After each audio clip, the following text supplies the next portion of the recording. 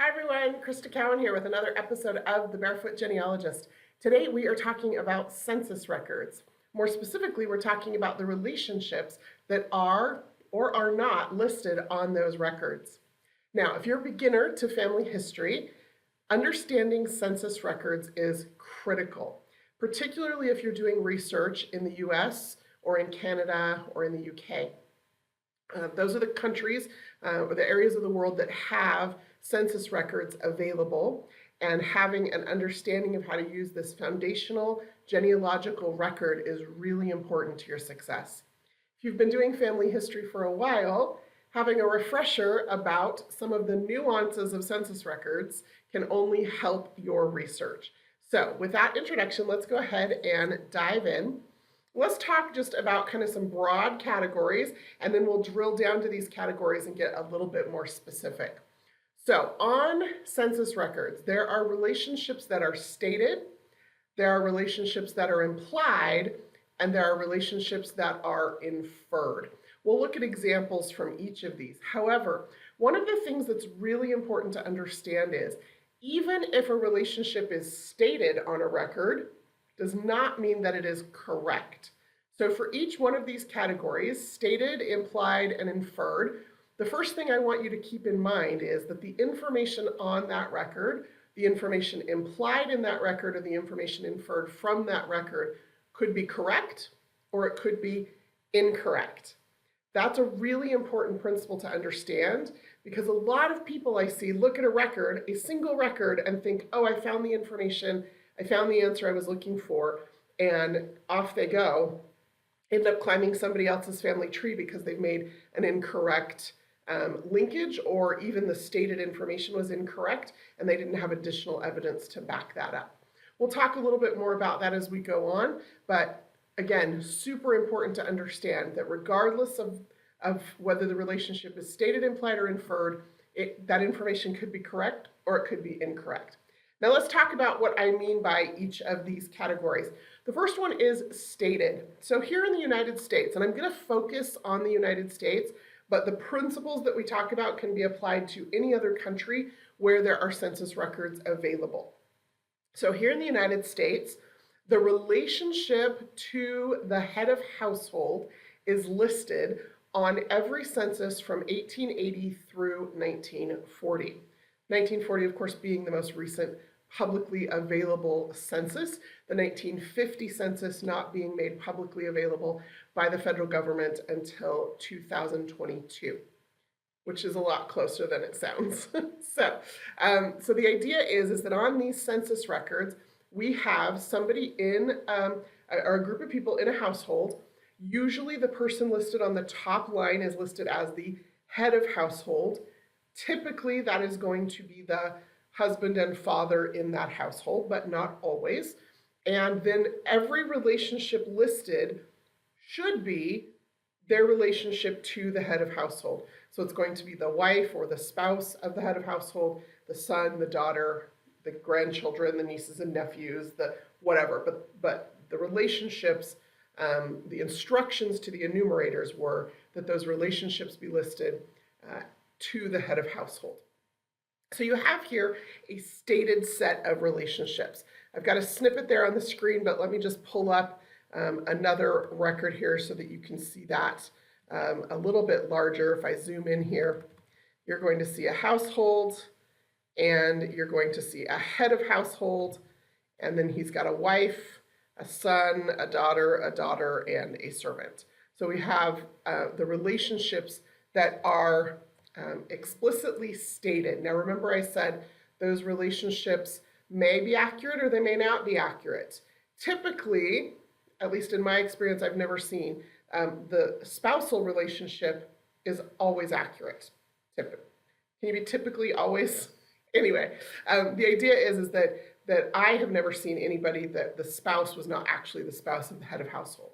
However, just because someone is listed as a son or daughter does not mean they are the son or daughter of that head of household. It is stated that they are, so that is a stated relationship, but it might be incorrect. Those might be children from the wife's previous marriage, even if they're listed under his last name. Families are messy. They've always been messy, And when you start digging into census records, you have to start untangling some of that messy to make sure you've got people assigned to the appropriate relationships so that you can continue to build on that and continue to make some of those discoveries. Now, one of the interesting things is that even if that's incorrect, sometimes the information on a census gives you an insight into that family. Maybe the children took his name, maybe he's the one who raised them most of their lives. Lots of different nuances there. But just keep in mind that from 1880 to 1940, relationships to the head of household are stated. So you'll see I have listed there on the screen spouse, typically a wife, children, and then others. Others can be any number of relationships, and we'll talk about that toward the end of the presentation. Now, the next category of relationship is what we call an implied relationship. Now, again, from 1880 to 1940, where relationships are listed in relationship to the head of household, one of the things that we sometimes jump to, one of the conclusions we sometimes jump to, is what we call these implied relationships. So if I have a head of household and his wife, and then a bunch of children, the implication is that she is the mother of those children. But that is not always the case. And so you have to think, is the spouse the parent, the other parent of these children, or not? It's implied that she is, but not necessarily the case. Another thing to keep in mind is the word in-laws. Now, you're going to see census records where there is a son-in-law or a daughter-in-law or a father-in-law or a mother-in-law. Okay, the automatic assumption, because of our understanding of that word, is that this must be the spouse's father or the spouse's brother or whatever the case may be. But you have to start thinking, first of all, about the fact that there could be multiple ways somebody could be an in-law to someone. So, for example, if there is a brother-in-law living in the household, that brother-in-law could be the wife's brother. It could be the head of household's sister's husband. It could be the wife's sister's husband. Okay, so you have to start thinking about, it doesn't just automatically mean a thing, it could mean multiple things, and you have to explore some of those options. Similarly, just because somebody is listed as a son-in-law, now a son-in-law traditionally means the man who marries your daughter. And that might be the conclusion that we jump to. We might see someone listed as a son-in-law on a record and then automatically assume, okay, which one of their daughters married this man?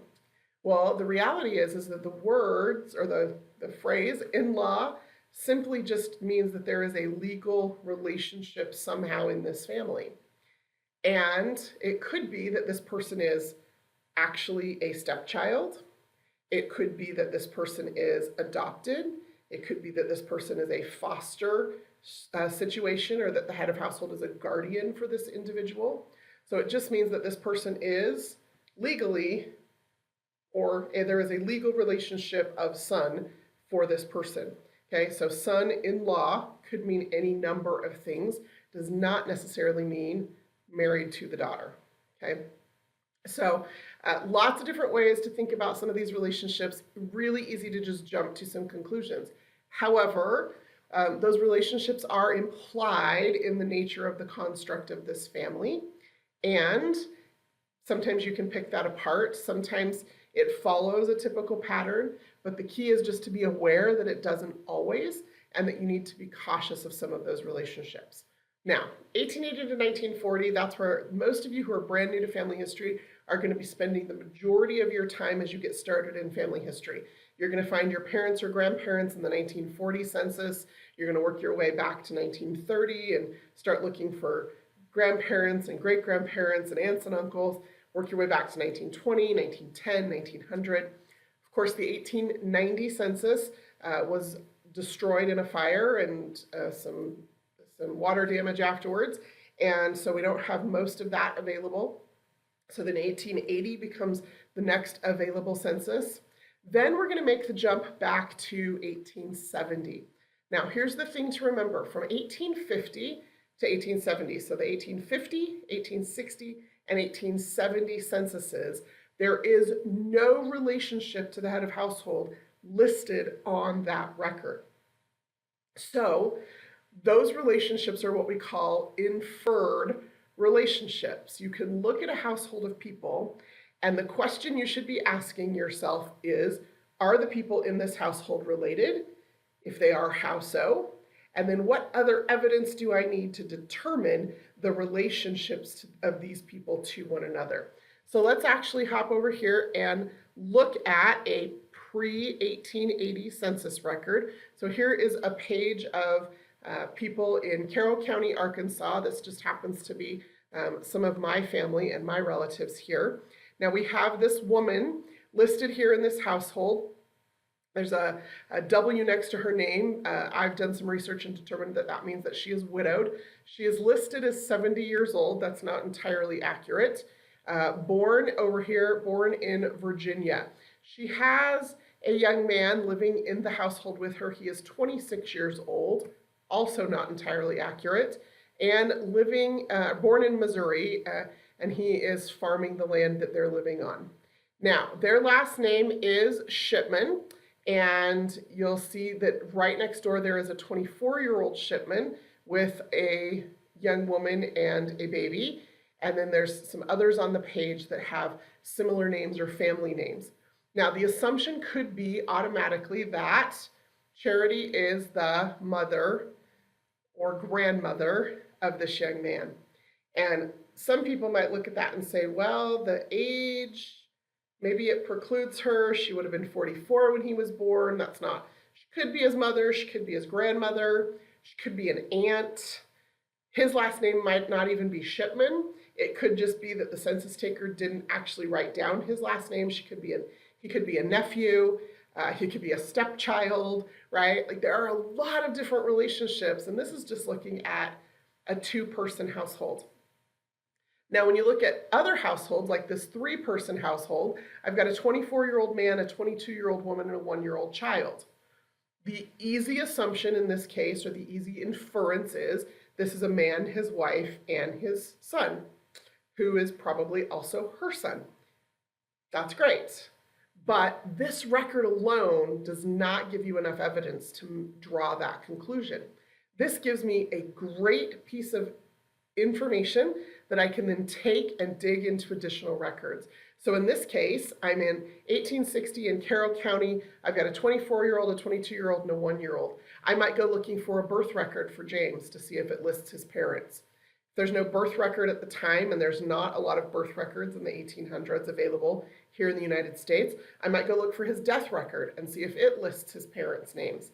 I might look for the same family in the 1880 census. Now, at the time, James will be about 21 years old, so he may be living at home or he may be off and married somewhere, and see if there is a stated relationship of James to Benjamin and Julianne. I also probably want to go and look for a marriage record for Benjamin and Julianne somewhere, probably in Carroll County, a year or two prior to the birth of that child.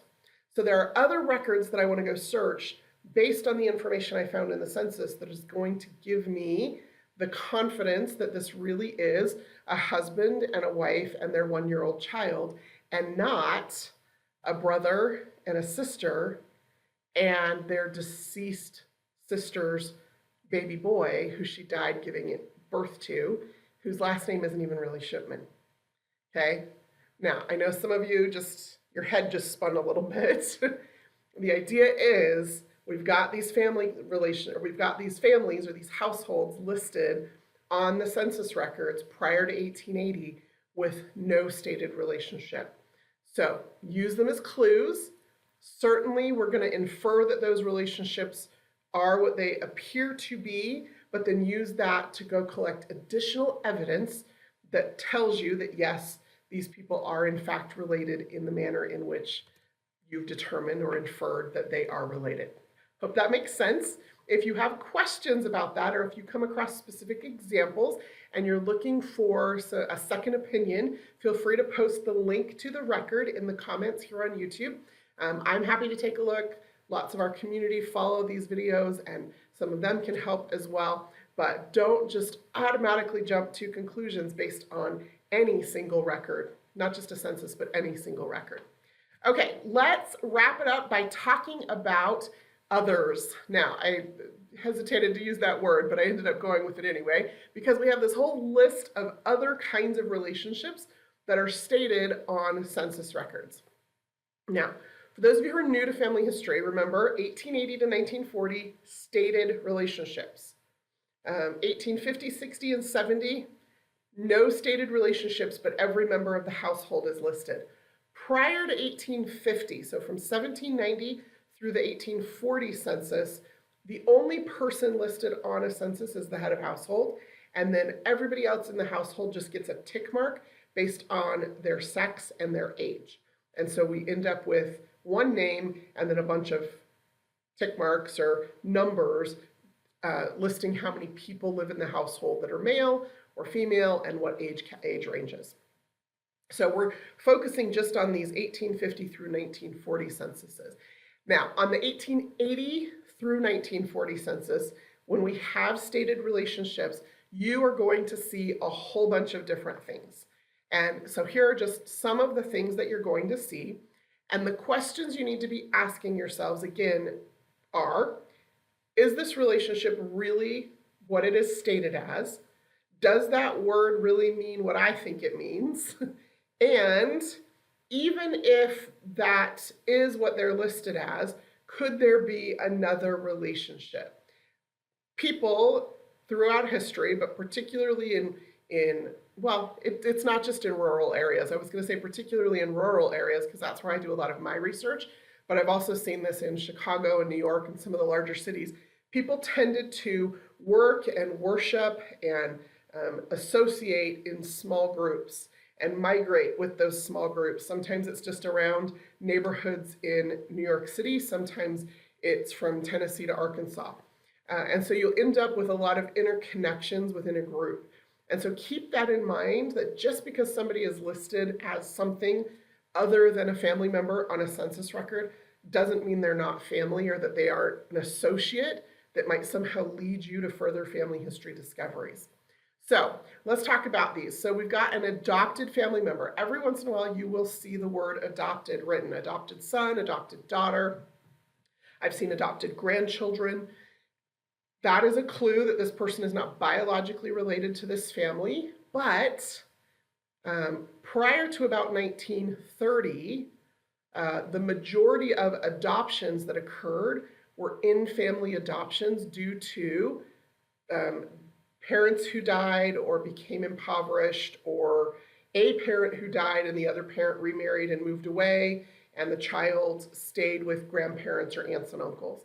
And so you end up with these people listed as adopted, but do a little more digging. And one of the things that you very often might discover, particularly, like I said, prior to 1930, when adoption became more formalized and there were laws that were being written about it and courts were being involved, you're going to see that those are going to be family members of some sort. Sometimes you have to look a little tangentially. Maybe they were adopted from a cousin or a sister-in-law, but look within the family. Another relationship that you're going to see listed are stepchildren, stepson, stepdaughter, step-grandchildren. I've seen that. I've also seen step-nieces and nephews. So lots of different ways that comes into play. Again, this is going to be a little bit of a stated relationship with some implications or some inferences. And one of those is that if you've got a head of household and a wife, and then you've got a stepson, the assumption is that that stepson is the son of the wife and a previous husband. But that's not always the case. It could be that that stepson is actually the son of the husband.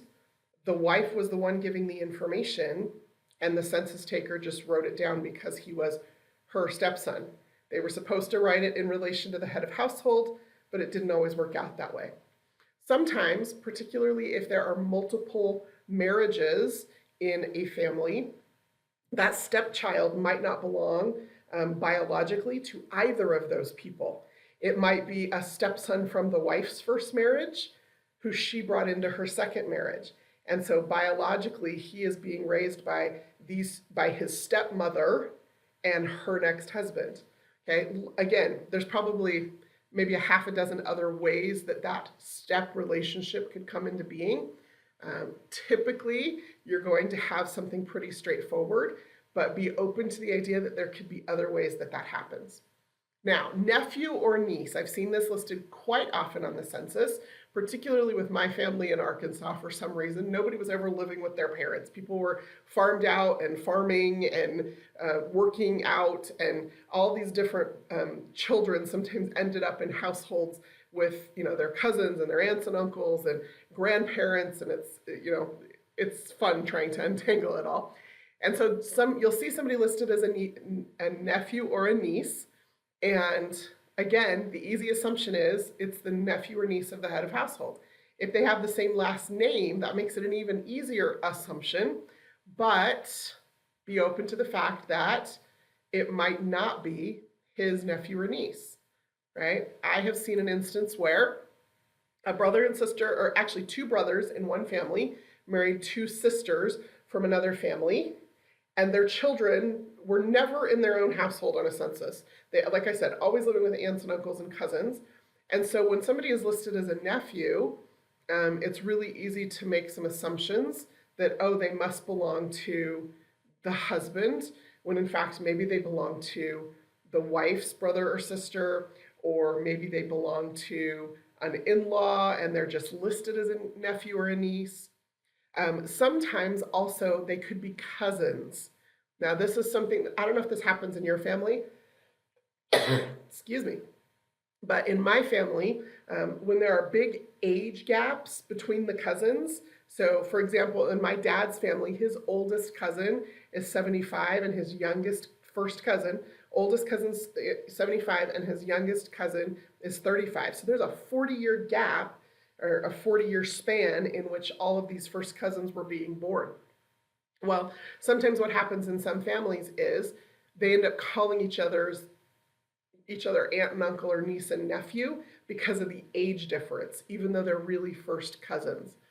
So again, it's a stated relationship. It is most likely going to be correct. Sometimes it will be incorrect.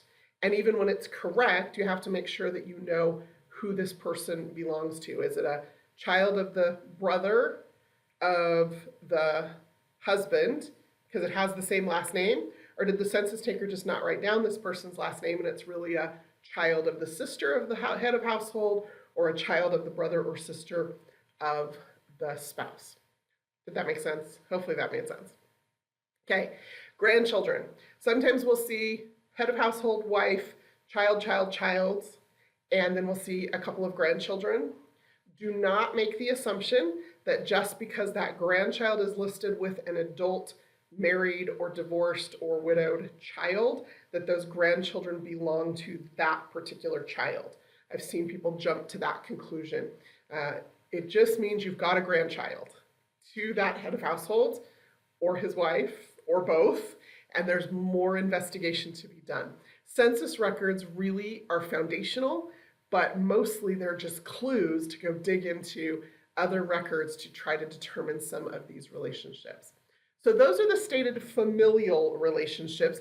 Then we get into the stated non-familial relationships. So you're going to see things like lodgers and boarders and servants. Lots of different words that are used. Those are the ones that are most commonly used that I've seen. Typically, they are just what they say they are. So if we come back over here to, I think it was this 1920 record. Let me zoom in here. You're going to see people who are listed as things like laborer. So here we have, again, in Carroll County, Arkansas, that's just where I spend a lot of my research time. You're going to see a head of household here, and then a laborer, and then a hostler.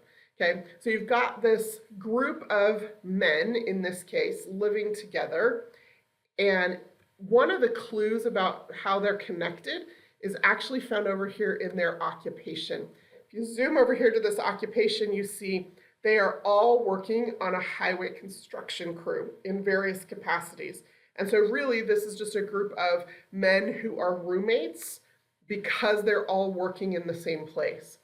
Another clue to look at or piece of information or evidence to analyze is their birthplaces. I've got one born in Texas, a couple in Missouri, one in New York, one in Wisconsin, another one in New York, one in Iowa. So they're kind of born all over the place. If you look at the birthplaces of their parents, they're even more so. So one of the things to pay attention to is the surnames and the birth locations. When you've got a household of people who don't appear to be related, it's possible that they still are.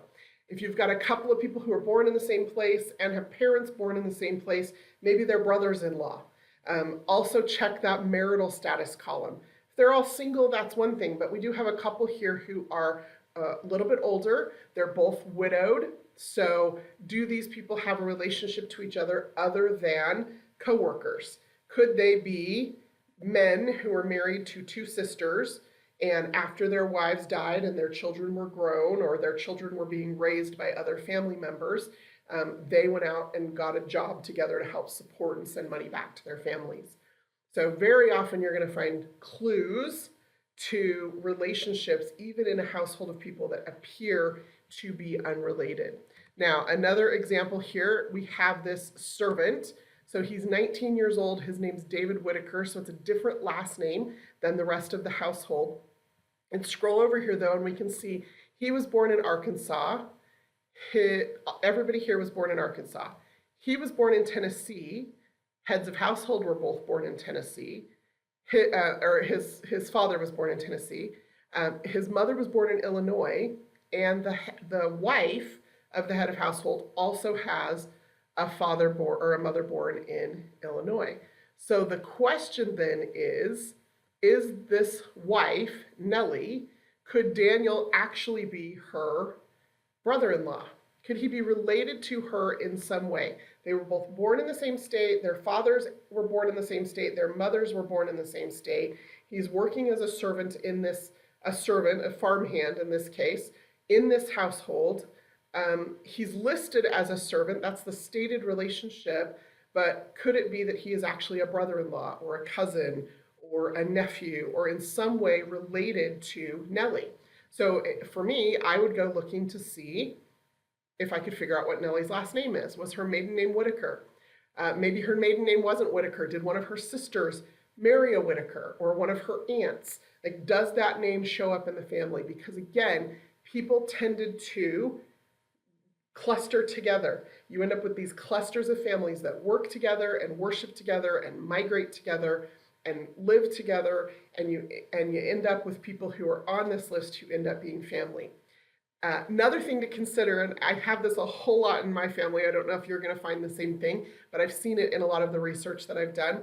Sometimes those servants or those farmhands end up marrying the farmer's daughter.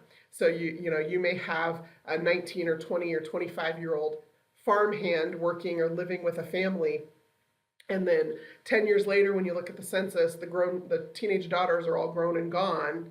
Well, go looking for that farmhand.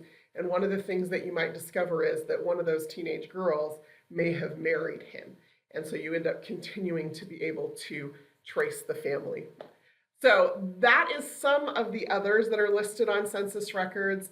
Just pay attention. Pay attention to those relationships. I'm going to give you some final tips, and it's just a reiteration of most of the things that I've already shared. The first one is review the image carefully and entirely. Don't just look at the family that you were searching for, though look at that closely. Look at the other families on the page. Are we seeing a pattern? Are we seeing the same names? Are we seeing the same names from census to census? Are they living in the same neighborhood? If they're living in an entirely different place, are they living near some of the same families? So always review all the information on that census record. The next thing to just be cautious of is that words don't always mean what we think they mean. An in-law does not always mean an in-law, and a stepchild does not always mean exactly what we think it means today. So pay attention to that and be a little bit cautious of your own definitions or placing your own modern day views on historical records when you're trying to interpret them. The next thing, and this is so important, and if I could just reiterate one thing to those of you who are brand new, it would be this: don't rely on a single record to tell the whole story. Far too often I've seen people find a piece of information and cling onto it and continue to try to build their family tree back in history, only to discover, weeks or months or years later that one record that they found they misinterpreted, or they didn't fully get the whole story from other records, and they made an incorrect assumption that led them to climb somebody else's family tree instead of their own. Which leads me to my last point, which is you just need to be open to the fact that later evidence may overturn the conclusions that you've come to. You may decide, oh, these are the parents of my great-grandfather, only to later discover a record that lists his mother as somebody else entirely, because you didn't realize that that was really his stepmother on that record, and that his mother had died years earlier. And even though he listed this woman who raised him, who was the mother who raised him, listed her on his record. Like, there's lots of different things. I mentioned earlier, families are messy. Families have always been messy, and one of the joys that I find in family history research is helping to untangle some of those things, to learn more about some of those relationships, and to help understand where everybody fits in my family tree. Both the family tree of the heart, the family tree that is created by the messy, and the family tree of the genetics, so that it matches with my DNA and the discoveries that I'm making there. Those two things go hand in hand, and I want to make sure that everybody that deserves a place in my family tree because of whatever involvement they had, that they find their rightful place in my family tree. And doing that means I need to pay a little bit closer attention sometimes to the records that I find. Hopefully this was useful information for you. Like I said earlier, if you have questions, please feel free to leave a comment here on the YouTube channel. I do review those and respond as often as I can, and our community is really great about responding. If you have a specific census record you'd like us to take a look at and weigh in on, be sure to include a link or the URL from that census record page so that we can all be looking at the same record that you're looking at. That's all I have for you today. Until next time, this is Crista Cowan. Have fun climbing your family tree.